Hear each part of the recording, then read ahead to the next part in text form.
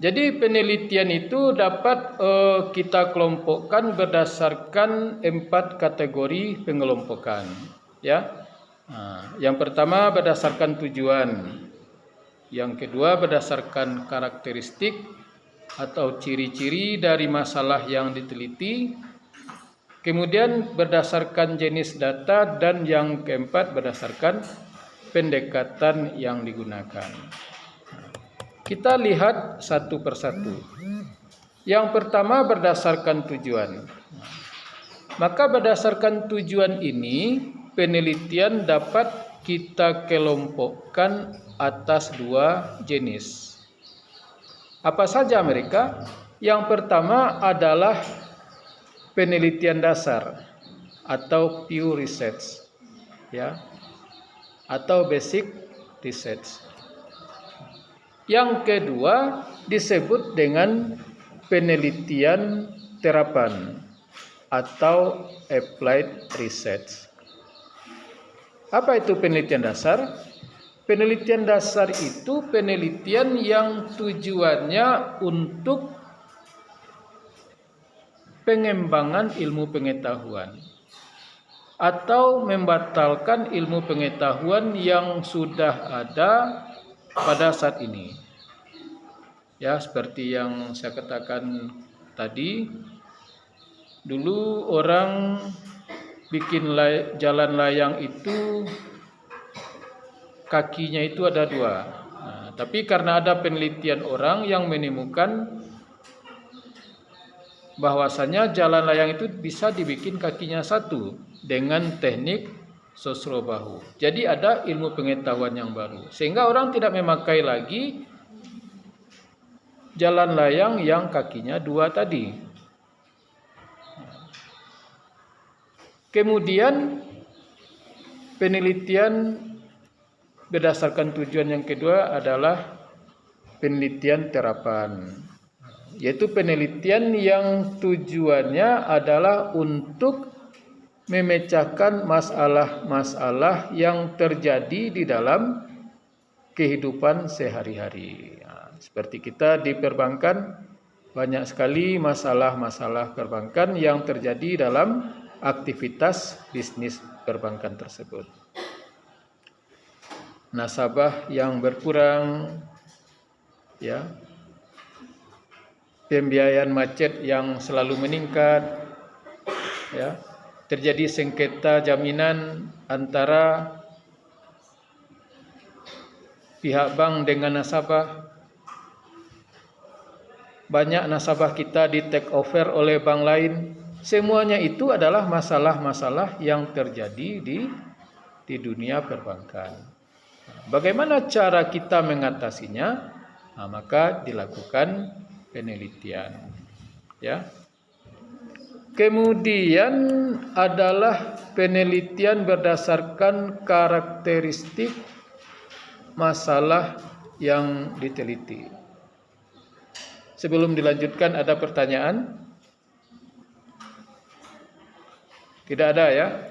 Kalau tidak ada, ini ada yang ketinggalan sedikit. Kita masuk kepada ciri-ciri dari masing-masing penelitian itu. Jadi apa ciri-ciri daripada penelitian dasar dan apa pula ciri-ciri daripada penelitian terapan, ya.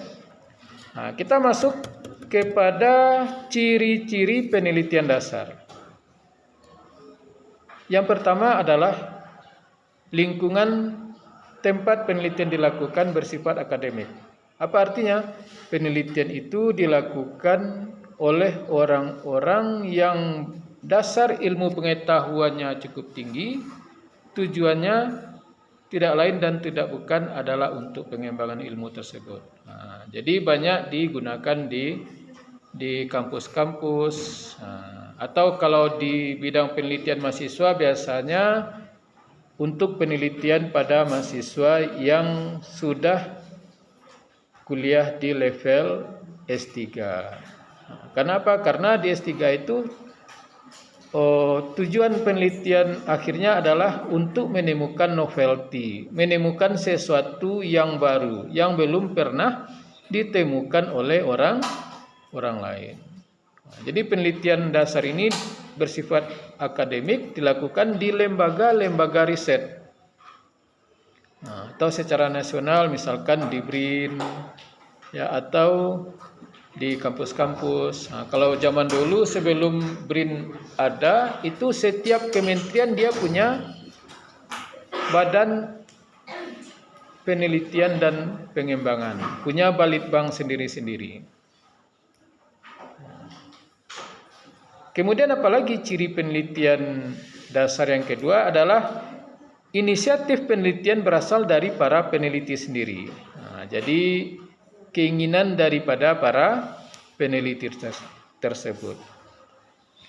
Nah, kemudian yang ketiga cirinya adalah sumber biaya biasanya berasal dari peneliti atau dari bantuan atau dari hibah-hibah, misalkan dari pemerintah, dari kementerian, dari lembaga sosial, dari NGO. Dan yang keempat, ciri penelitian dasar ini adalah dia sifatnya mandiri. Nah, jadi karena dia inisiatif pribadi, dia bersifat mandiri.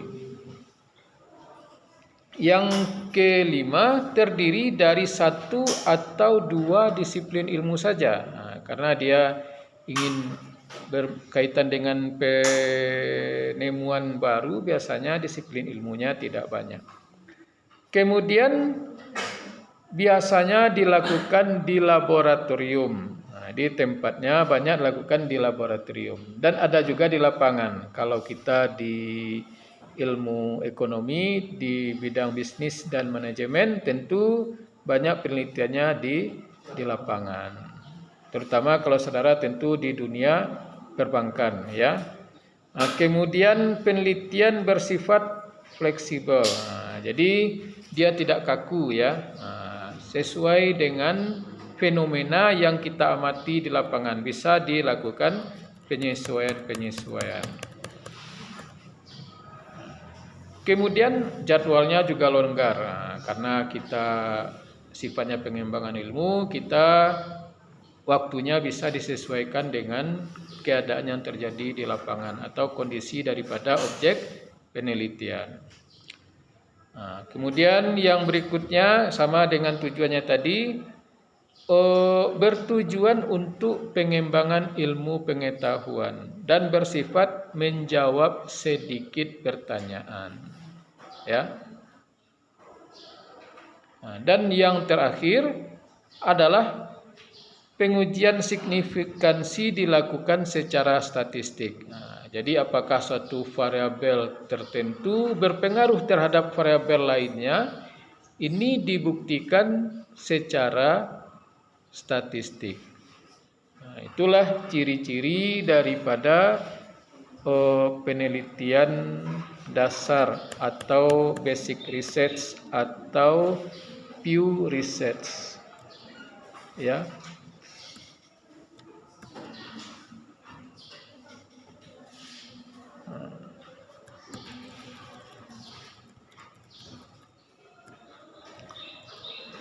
Kemudian penelitian dasar ini juga dapat kita bagi atau kita kelompokkan lagi kepada beberapa penelitian lainnya.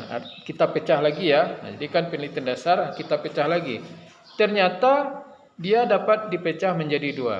Ada penelitian deduktif yang pertama, dan yang kedua ada penelitian induktif.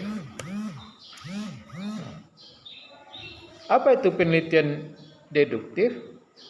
Penelitian deduktif itu adalah penelitian yang tujuannya menguji hipotesis. Ya. Melalui validasi teori atau pengujian aplikasi teori pada keadaan tertentu. Nah, jadi kita di sini menguji apakah teori yang sudah ada itu utuh berlaku di situasi yang berbeda.